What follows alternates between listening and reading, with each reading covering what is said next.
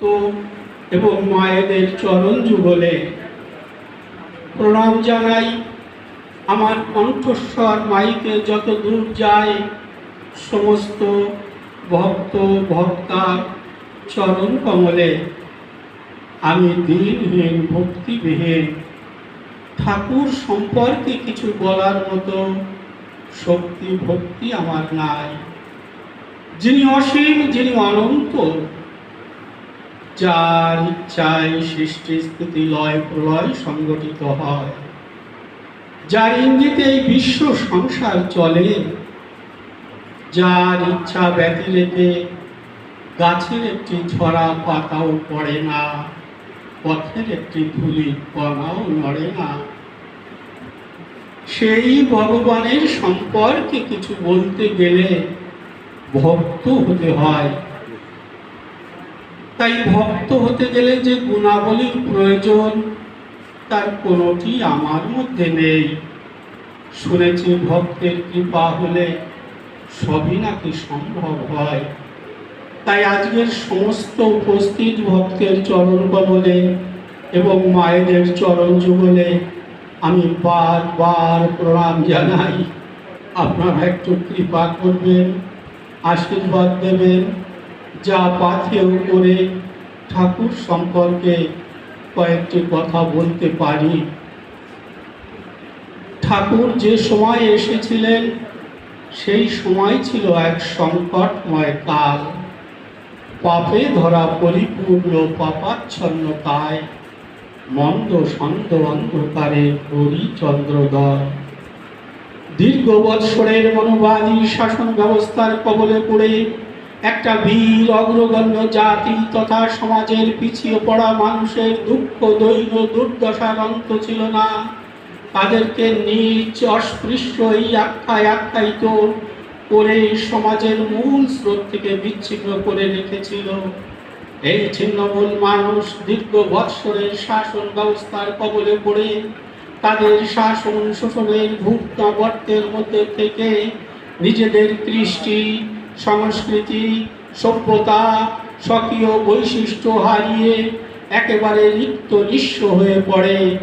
সমাজের বুকে শ্রীগাল কুকুরের যেটুকু স্থান ছিল, তাও এদের ছিল না। একটা বীর অগ্রগণ্য জাতি ইতিহাসের পাতা থেকে হারিয়ে যেতে বসেছিল। এই নির্যাতিত নিপীড়িত শোষিত বঞ্চিত নিষ্পেষিত সহায় সকলহীন দিনহীন ভুক্ত মানুষ শুধু দুমুঠো অন্ন জোগাড় করবার তাগিদে এরা মাঠে ঘাটে বিলে জঙ্গলে খেতে খামারে গায়ের ঘাম ঝরিয়ে কোনো রকমের কষ্টে ক্লিষ্টে হাজারো দুঃখ কষ্টে জীবনটাকে ক্ষীণ প্রদীপের শিখার ন্যায় জ্বালিয়ে রেখেছে। অজ্ঞানতার অন্ধকারে নিমজ্জিত মানুষ বিদ্যাহীন হয়ে শোষণে দহনে তিলে তিলে দগ্ধ হয়ে অকালে অবহেলায় এরা নিঃশেষ হয়ে যাচ্ছে। নীরবে এরা মৃত্যুর দিকে যাচ্ছে, নিঃশব্দে এরা দিনে দিনে মৃত্যুর দিন গুনছে। এদের সব রকম অধিকার থেকে বঞ্চিত করা হয়েছে। ধর্মের অধিকার নেই, শিক্ষার অধিকার নেই, মন্দিরে প্রবেশের অধিকার নেই, বেদ পাঠের অধিকার নেই, এমনকি শ্রবণের অধিকারটুকুও ছিনিয়ে নেওয়া হয়েছে। একদিকে জমিদার জোতদারদের অত্যাচার নিপীড়ন, অন্যদিকে বিধর্মীদের সরাসরি আক্রমণের ফলে দলে দলে এই নির্যাতিত নিপীড়িত শোষিত বঞ্চিত মানুষ এরা বিধর্মী হয়ে যেতে লাগলো। সমাজে তখন চরম বিশৃঙ্খলা মাছের ন্যায় সবল দুর্বলের উপর অন্যায় অনাচার শাসন পীড়ন ব্যভিচার নিয়ম নীতির যথেচ্ছাচার প্রয়োগ, নারীর প্রতি বঞ্চনা, সেই সব বঞ্চিতা নারীর বুক পাড়া কান্না, শোষিত মানুষের আর্তনাদ, সহায় সম্বলহীন নরনারীর আকুল ক্রন্দনে, রামকান্ত বৈরাগীর ঐকান্তিক আবেদনে দেশ ও জাতির সেই চরম দুর্দিনে পূর্ণ ব্রহ্ম শ্রী শ্রী হরিচাঁদ ঠাকুর এই পতিত উদ্ধারের জন্য, এই দমন পীড়ন অত্যাচার বন্ধ করবার জন্য, আত্মিক নৈতিক মানবিক মূল্যবোধ সুপ্রতিষ্ঠিত করবার জন্য, ধর্মান্তকরণ বন্ধ করবার জন্য সর্বোপরি বিভেদহীন জাতপাত মুক্ত শোষণহীন সমাজ গড়বার জন্য হরি ঠাকুর 1218 সালের ফাল্গুন মাসের মধুকৃষ্ণা ত্রয়োদশী তিথিতে মহাবারণের দিন বুধবার ব্রাহ্ম মুহূর্তে মাহেন্দ্র যোগে অন্নপূর্ণা দেবীর কোল আলোপুরে জন্মগ্রহণ করলেন। সমস্ত সূতিকাগার এক অপূর্ব দিব্য আলোক জ্যোতিতে পরিপূর্ণ হল। সদ্যজাত শিশু শান্তি হরিতে হরি হরি বলো, আমি হরি হরি বল, হরি বল, হরি বল। এইরূপ 3 বার উচ্চারণ করে নিজ শিশু কণ্ঠে ঘোষণা করে দিলেন, স্বয়ং হরি আবির্ভূত হলেন। সূতিকাগারের সেই ভুবন মোহিনী অনিন্দ সুন্দর শাশ্বত দিব্য জ্যোতি ধীরে ধীরে সদ্যজাত দিব্য কান্তি সেই হরি রঙ্গে মিশে গেল। কি অপূর্ব লীলা! ধাত্রী বিস্ময়ে বিমোহিত হলেন। বুঝলেন ইনি সেই অজর অমর জগদীশ্বর ঈশ্বর, যার ইচ্ছায় সৃষ্টি স্থিতি লয় প্রলয় সংগঠিত হয়, যার ইঙ্গিতেই বিশ্ব সংসার চলে। ইনি সেই ক্ষীরোৎসাহিত গোলকাধিপতি হরি। শঙ্খ ঘণ্টার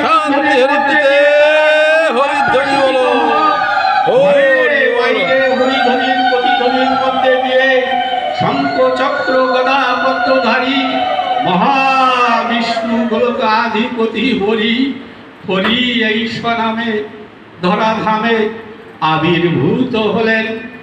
যদা যদা হি ধর্মস্য গ্লানির্ভবতি ভারত অভ্যুত্থানাম ধর্মস্য তদাত্মনাং সৃজাম্যহং পরিত্রাণায় সাধুনাং বিনাশায় চ দুষ্কৃতম ধর্ম সংস্থাপনার্থায় সম্ভবামি যুগে যুগে। যুগে যুগে যুগের প্রয়োজনে যুগোপযোগী ধর্ম দেওয়ার জন্য অবতার মহাপুরুষ বা ভগবানের আবির্ভাব ঘটে। এমনই এক সন্ধিক্ষণে পূর্ণ ব্রহ্ম শ্রী শ্রী হরিচাঁদ ঠাকুর এলেন। এই বিশ্ব ব্রহ্মাণ্ড, কোটি কোটি ব্রহ্মাণ্ড, কোটি কোটি গ্যালাক্সির সব কিছুর স্রষ্টা যিনি, তিনি হলেন এই পূর্ণ ব্রহ্ম শ্রী শ্রী হরিচাঁদ ঠাকুর। He is the creator of the all universe. এই সমগ্র বিশ্ব ব্রহ্মাণ্ডের তিনি সৃষ্টিকর্তা, তিনি মালিক। এই পূর্ণ ব্রহ্ম হরিচাঁদ ঠাকুরের মধ্যে রাম, কৃষ্ণ, গৌর, হরি সবাই বিরাজ করছে। তাই একমাত্র হরি ঠাকুরের পাদপদ্মে পুষ্পাঞ্জলি দিলে রাম, কৃষ্ণ, গৌর তথা 33 কোটি দেবদেবী ছাড়া যদি এই বিশ্ব ব্রহ্মাণ্ডের জ্ঞাতে অজ্ঞাতে কোনো দেবদেবী থাকে, তারও পূজা হয়ে যায়। তাই মতুয়ারা তারা সমস্ত দেবদেবী, সমস্ত ঠাকুরকে যতটা শ্রদ্ধা ভক্তি করে, যতটা ভালোবাসে, বোধহয় এই পৃথিবীর বুকে তেমন আর দেখা যায় না। কারণ তারা একটা ক্ষুদ্র ক্ষুদ্র গণ্ডির মধ্যে, এক একটা ধর্মের বাতাবরণের মধ্যে রয়েছে। কেউ বলছে খ্রিস্টান ধর্ম, কেউ বলছে বৌদ্ধ ধর্ম, কেউ বলছে বৈষ্ণব ধর্ম ইত্যাদি নানান ধর্মের গণ্ডির মধ্যে তারা রয়েছে। আর এবার যখন স্বয়ং এসেছে, তিনি বললেন, নরাকারে ভূমণ্ডলে যতজন আছে, এক জাতি বলে মান্য পাবে মোর কাছে। আমার কাছে কোনো হিন্দু মুসলমান নেই, কোনো ব্রাহ্মণ বৈত্র বৈশ্য পুত্র শূদ্র বলে কোনো ভেদ নেই। সকলেই আমার সন্তান, আমি সবার। আমি কাউকে বিদ্বেষ করি না, কাউকে ঘৃণা করি না, সবাই আমার আপনজন। তাই পৃথিবীর বুকে এমন কথা কে বলেছে বলুন তো? যে সমগ্র বিশ্ববাসী আমার সন্তান। তাই এই মতুয়ারা যখন ঠাকুরের কাছে প্রার্থনা করে, তারা নিজের তথা সমগ্র বিশ্ববাসীর কল্যাণ প্রার্থনা করে রোজ, যে সারা বিশ্বের কল্যাণ হোক, সারা বিশ্বের জগতের মানুষের কল্যাণ হোক। এই যে সাম্যবাদ, এই সমস্ত মানুষকে এক করে নেওয়া একমাত্র এই হরি ঠাকুর, গুরুচাঁদ ঠাকুর এনারাই করেছেন। এনারাই সত্যের পথ দেখিয়েছেন, আলোকের পথ দেখিয়েছেন। তাই